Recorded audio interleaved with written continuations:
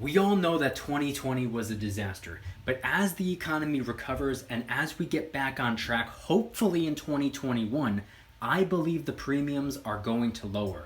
What's going on, everybody? Welcome back to another video. Hope you're doing well, feeling great, and staying safe.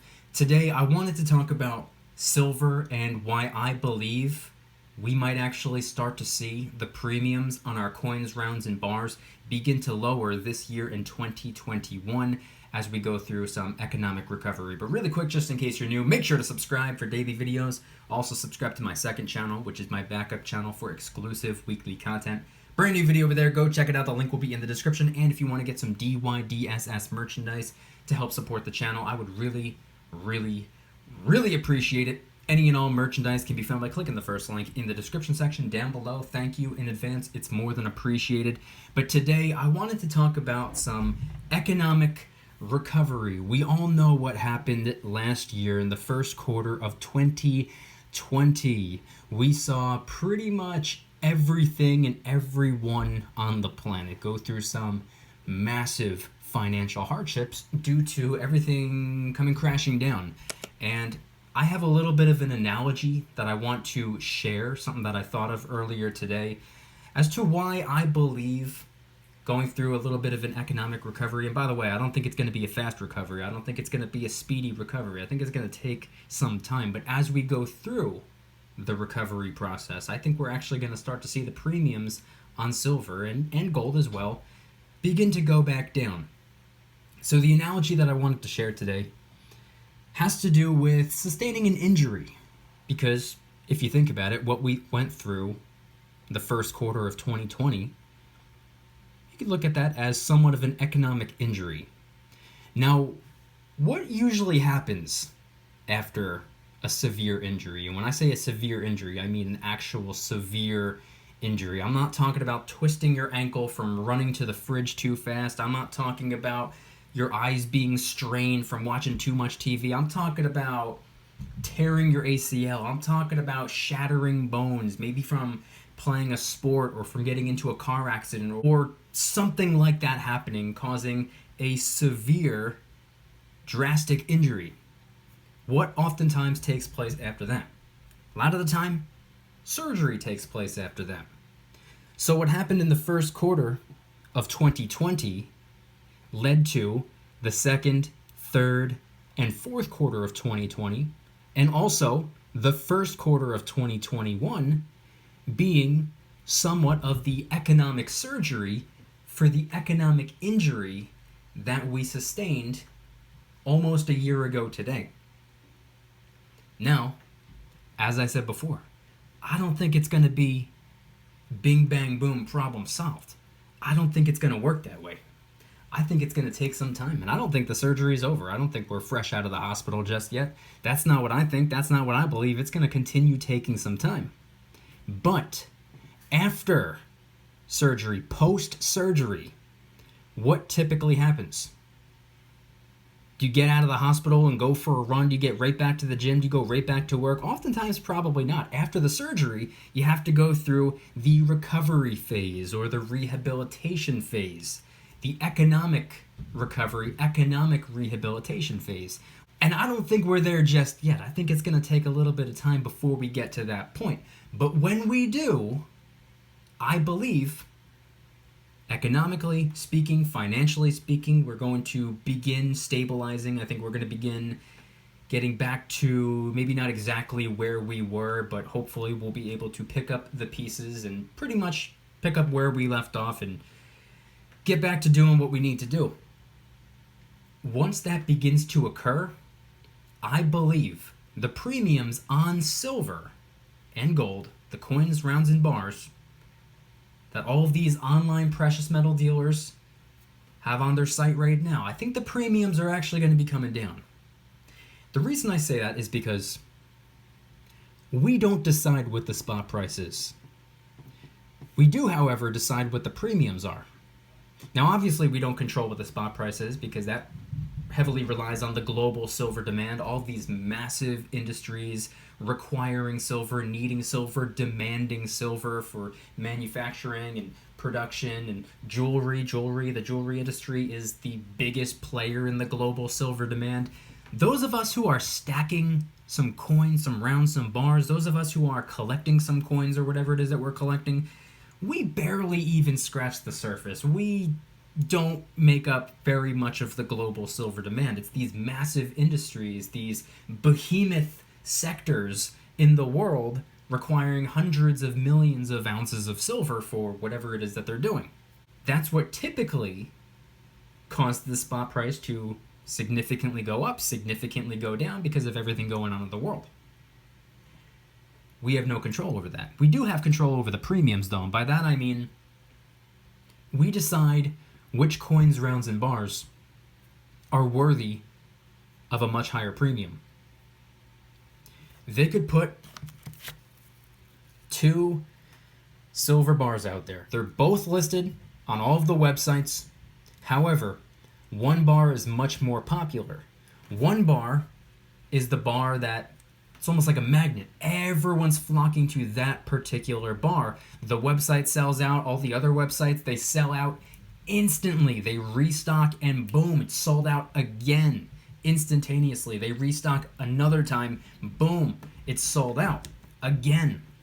High demand for this particular bar. This bar over here, they didn't even sell out of the first batch. They didn't have to restock it. They're not even running low just yet.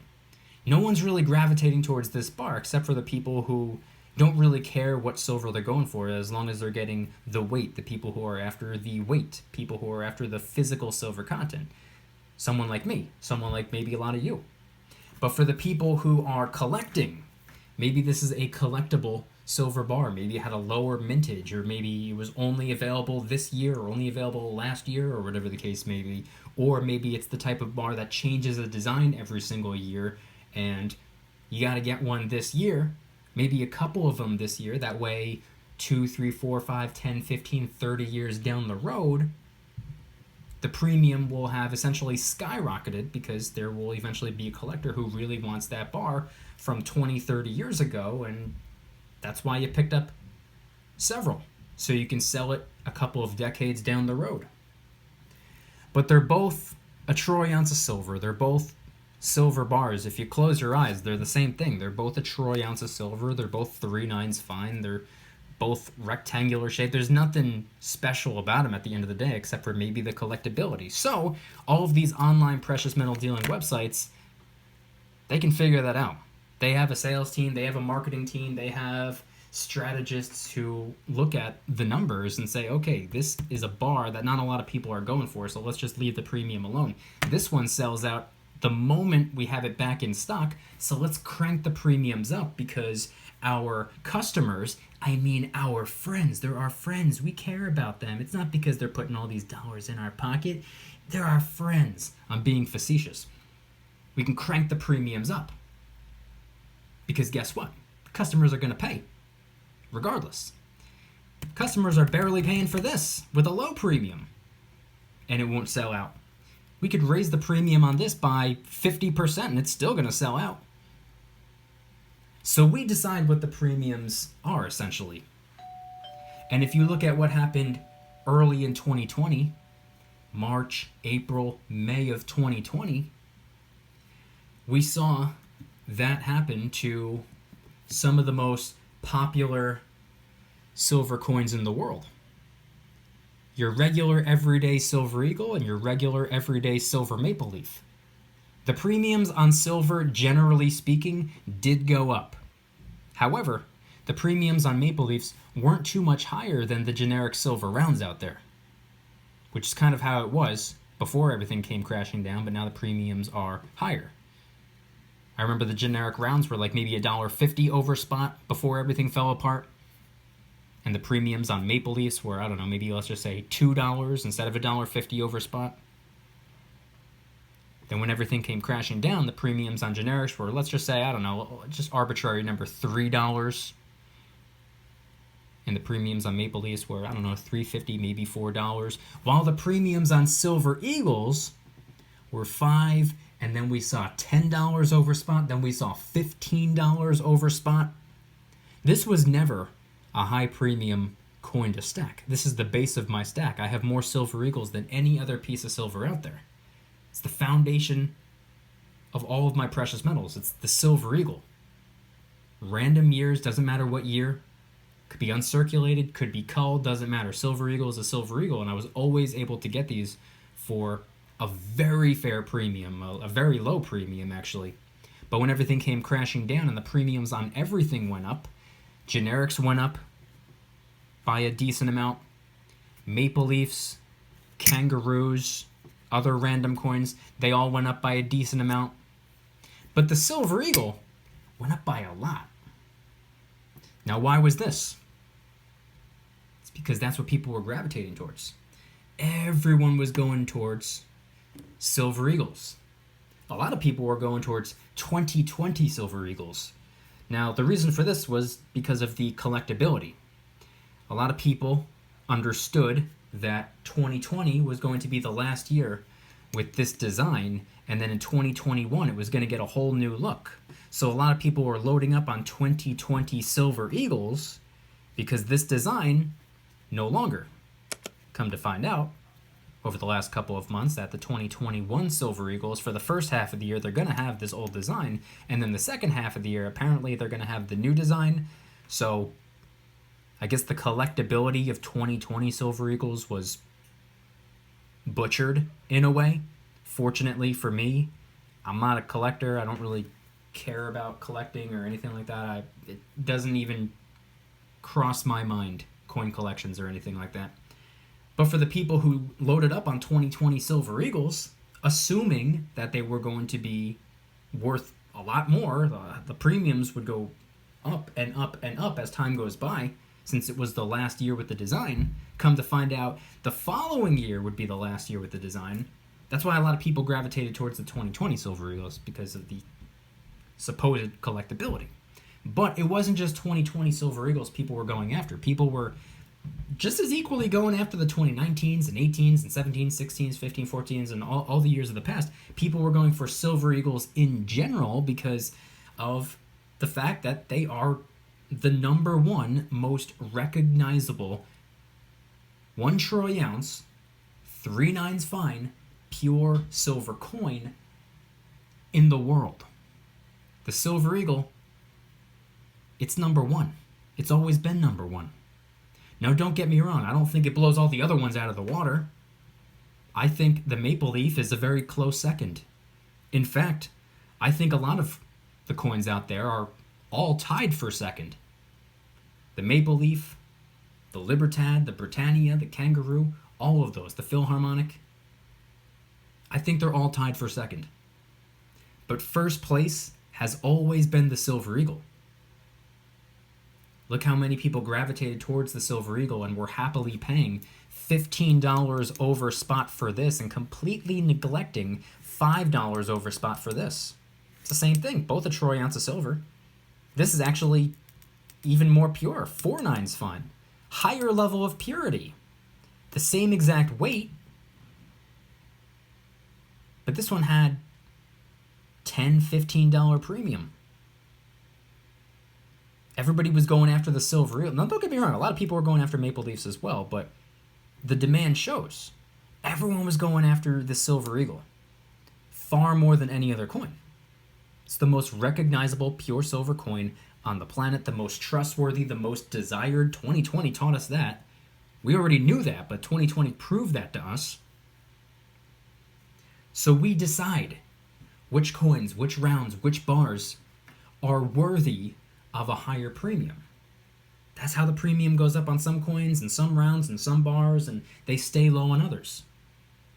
It's all about sales. You gotta understand, these online precious metal dealing websites, like I facetiously said before, they don't see us as their friends. They see us as their customers. They see us as revenue. They're gonna follow the money. Or should I say, they're gonna follow the fiat. They'll crank up the premiums on whatever the trend is, whatever people are gravitating towards. They're going to crank up the premiums on that, because guess what? They know that you and I are going to pay the premium. Now, moving away from that, I also wanted to talk about the fact that I believe there's a lower stacking demand right now and for the last couple of months than there was earlier in 2020. Let me explain. A lot of people, when everything came crashing down, during times of massive economic uncertainty, people get scared, people get frightened. They think that maybe some of their investments are going to go down. Maybe their business was forced to close. Maybe the stock market, maybe they had all these investments and then boom, March of 2020 happened and everything fell apart. Everything was in the red across the board. Maybe they were involved in real estate and they were thinking, oh no, stock market got hit, real estate's next. A lot of people liquidate during times of economic uncertainty and economic disasters because they don't know, maybe they don't have confidence in some of their investments. They're not too sure. I mean, it's hard to be sure when nobody knows, but they're not too sure if their investments or if their projects or if their businesses or if their whatever will survive. If things get even worse. A lot of people say, oh no, I lost some fiat. Let me cut my losses and sell now before I lose more. This is what a lot of people do. A lot of people. During times like these are the times where people gravitate towards the silver and the gold as an alternative. A lot of people make investments, business, stocks, in real estate to make money, to profit, to see capital appreciation. And during times where that's kind of on a tightrope, it could go either way, it could recover or it could go to zero. A lot of people don't know what's going to happen, so they liquidate or they take a step away from trying to make money and they move to something that they know historically is designed to save money, preserve wealth for the long term. Years, decades down the road, generations down the road, the silver and the gold. Some people might look at silver and gold as an investment. I personally do not. I look at it as more of a physical savings account. But during times of economic uncertainty and financial hardships, and during times where people see their investments in the red, a lot of the time they move on over to silver and gold, mostly gold. So when everything happened in 2020, a lot of people moved on over to silver and gold. A lot of people saw the headlines. A lot of people who maybe had never made an investment in their life. Maybe they never picked up any coins in their life. They're not involved in the stock market, not involved in real estate, not involved in business. They're just regular average Joes who just go to work every day. They go home and they watch TV until they fall asleep and then they wake up and go back to work again. Just regular people.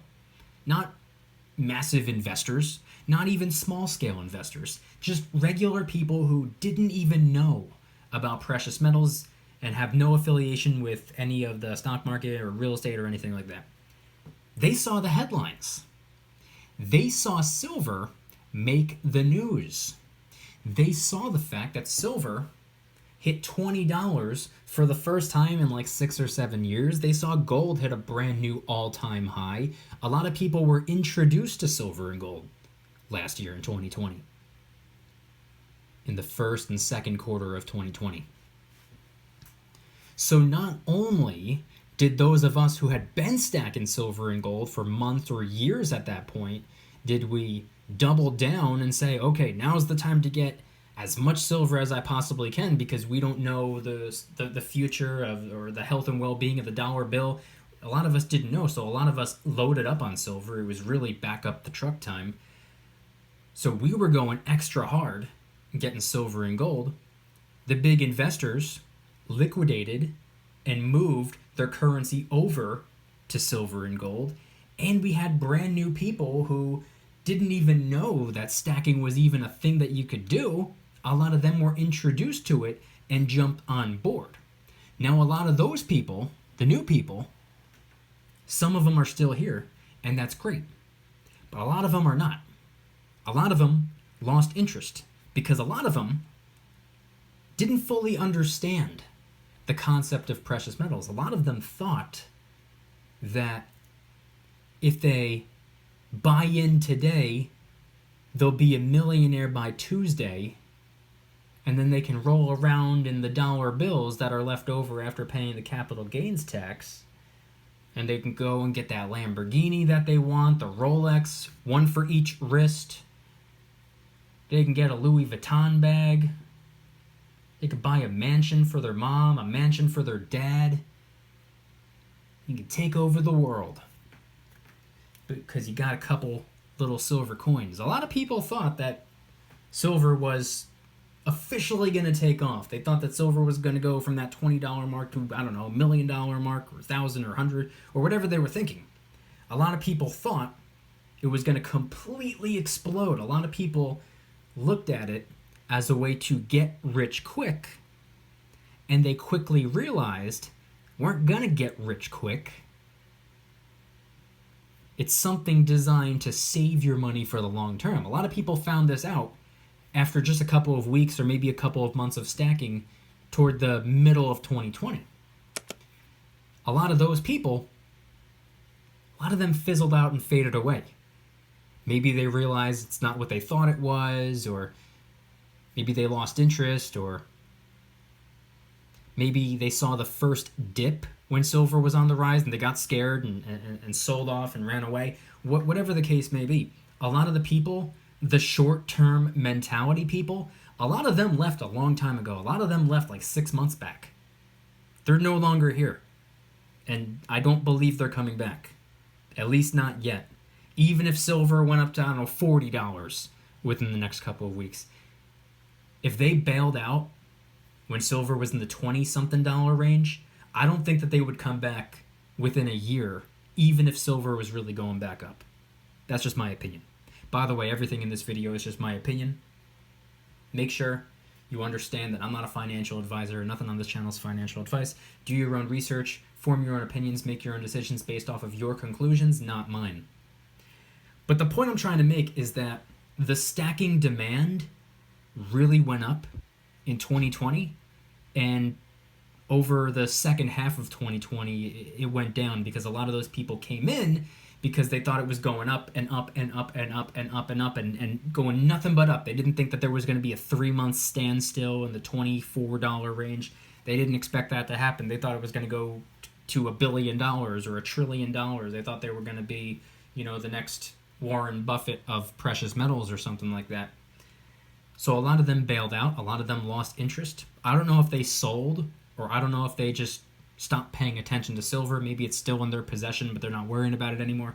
I have no idea. But the stacking demand from the short-term perspective people is no longer. A lot of the people, the massive investors who moved a lot of their currency over to silver and gold, a lot of them, I don't want to say cashed out because silver didn't do anything overly drastic from a percentage perspective. Going from $20 to $26 isn't anything extreme in my opinion. A lot of them, maybe they cashed out, or maybe they really didn't make any currency on it at all, and they just moved the currency from precious metals back to their investments when they got a little bit more confidence that we were actually going to see a recovery. Point being is that a lot of the big dogs are no longer here. The people that remain are the people who, for the most part, have been here for quite some time anyway, and the new people who were introduced to it last year who actually have the long-term mentality. The reason I say all of this is because I believe the stacking demand has gone down, and what happens when demand goes down? Prices oftentimes begin to lower. So I know I made an entire spiel out of this, but I believe the premiums are going to begin to lower. If we continue to recover, if we finish up the economic surgery stage, and we officially get into the economic recovery stage, the economic rehabilitation stage, and we see all the other numbers start to go back to the way they were. We see all the tens of millions of people who made unemployment claims, a lot of them, as they begin to go back to work, as we see things begin to open back up, all of the people who make the decision to get the vaccine, because it's their choice to do so if they want to, a lot of them, maybe the people who got sick, maybe they get healthier, maybe a smaller number of people are getting sick and things are kind of normalizing and stabilizing, and we start to see capital appreciation in the stock market again. And I'm not talking about the tech stocks. I know Tesla and Apple and all those guys, those are the ones who have really been pulling up the stock market this year. Everything else is still, for the most part, in the red in comparison to where it was a year ago. But story for a different video. All the tech stocks have been pulling up the entire market, it seems. But as we see recovery, I believe the premiums are going to go back down. Now, it's important to remember, just because the premiums may or may not go back down doesn't mean that that's going to mean the spot price is going to go back down. Because it's also important to remember, as we open back up, as we get back on track, as these massive businesses, organizations, sectors, and industries that were forced to shut down last year, that's kind of one of the main reasons silver got smacked in the first place. There was, all of a sudden, a smaller demand. Like I said, the biggest player in the global silver demand is the jewelry industry. Do you really think a whole lot of jewelry was being made and sold and purchased during a year of forced frugality? I would assume probably not. I would say some of the big top dog jewelry stores saw a massive decline this year, because that's not exactly a necessity. All of the cleaning supply companies, they made out pretty well this year. All the hand sanitizer companies.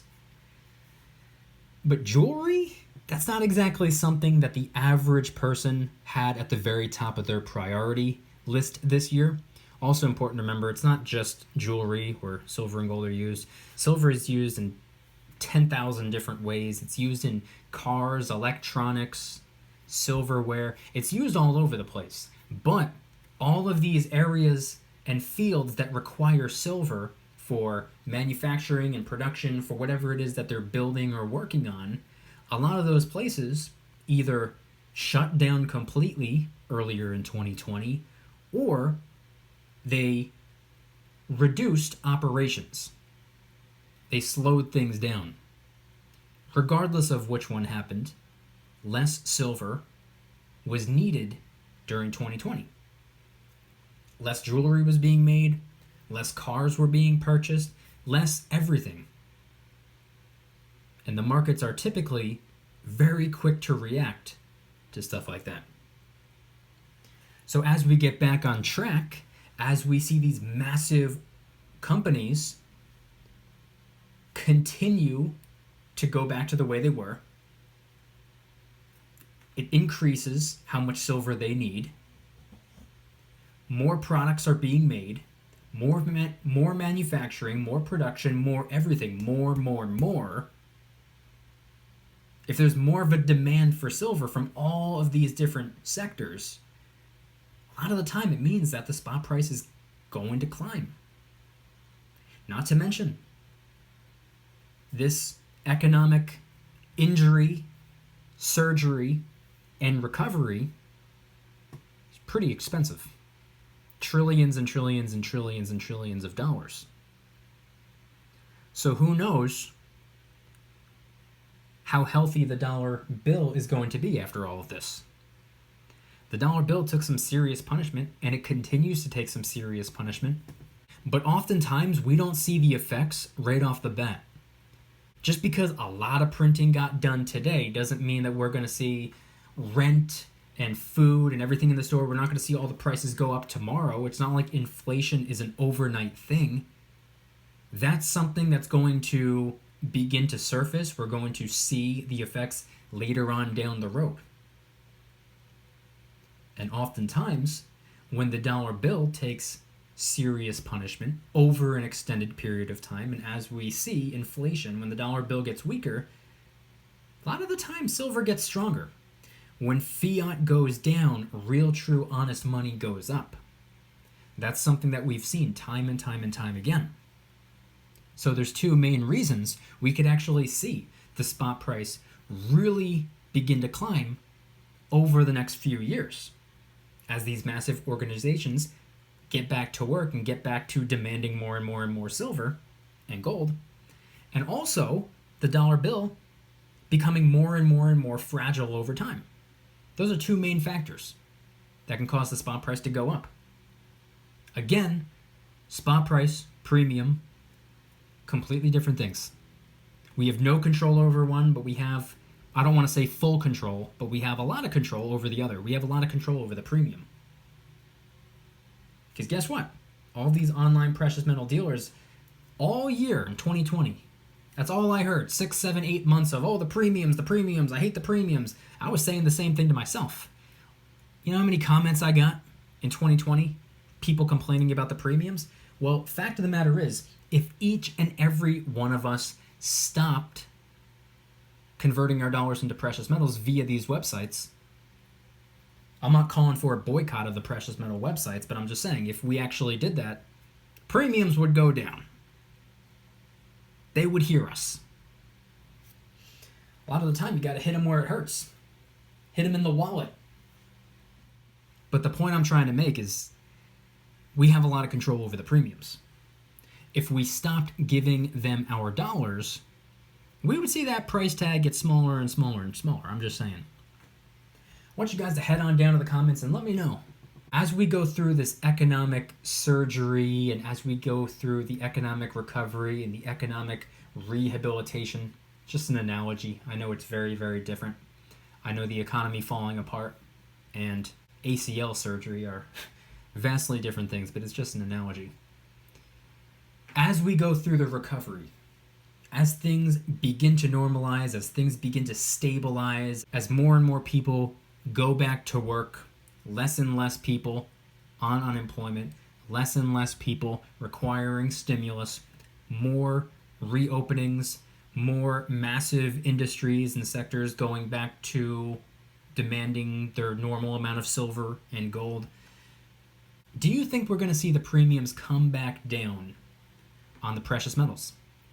And if anybody's interested in joining the Precious Metals VIP Club, it's where I can do things on my own terms, not on YouTube's terms, my terms. I'm hosting privately held live streams. They're smaller, easier to manage. I'm actually going to be doing one tonight around 8 or 9 p.m. Eastern Standard Time, depending on what time this video gets out. And I'm also doing giveaways, discounts, personalized promo codes, shout-outs, deal alerts when silver and gold is on sale on a variety of different websites. And of course, you can watch all of my YouTube videos early and commercial-free. Come join the Precious Metals VIP Club. It'll be the first link in the description. You're invited. I'd be happy to have you. And if you guys enjoyed today's video, please hit that like button. If you guys like me, make sure to subscribe. New videos every single day, 365 days a year. Also subscribe to my second channel, which is my backup channel for exclusive weekly content. Brand new video over there. Go check it out. The link will be in the description. Trying really hard to hit 2,000 subscribers. We just hit 1,500, and I appreciate that. And if you want to help support the channel in the biggest possible way, please consider getting yourself some DYDSS merchandise. Of course, we have some precious metal themed t-shirts and hoodies, which are up for grabs, along with a ton of other products. T-shirts, hoodies, even stickers, many of which are raising funds and awareness for different charity organizations, such as the recently released Kraken Stackin' t-shirt, hoodie, sticker, and coffee mug, inspired by the beautiful 2-ounce silver Kraken coin, which, by the way, is helping us raise a little bit of funds and awareness for ocean cleanup charity organizations at no additional cost to you. It comes out of my pocket, not yours. Any and all merchandise can be found by clicking the first link in the description section down below. Thank you in advance. It's more than appreciated. And once again, I want you guys to head on down to the comments and let me know, what are your thoughts on everything that I shared in today's video? Do you think or hope that we see the premiums continue to go back down, hopefully to around maybe where they were, maybe not exactly, but do you think we're going to see the premiums drop more this year as we go through some economic recovery, as we go back to a stable economy, more reopenings, less people getting sick, more people back at work, less people needing stimulus, more places requiring more and more and more silver. The global silver demand goes back to where it was, maybe even more. Do you think we're going to see the premiums lower some more this year? Head on down to the comments and let me know anything and everything related to today's video topic. Thank you guys so much for watching. I'll see you tomorrow. And remember, don't you dare stop smiling. Peace.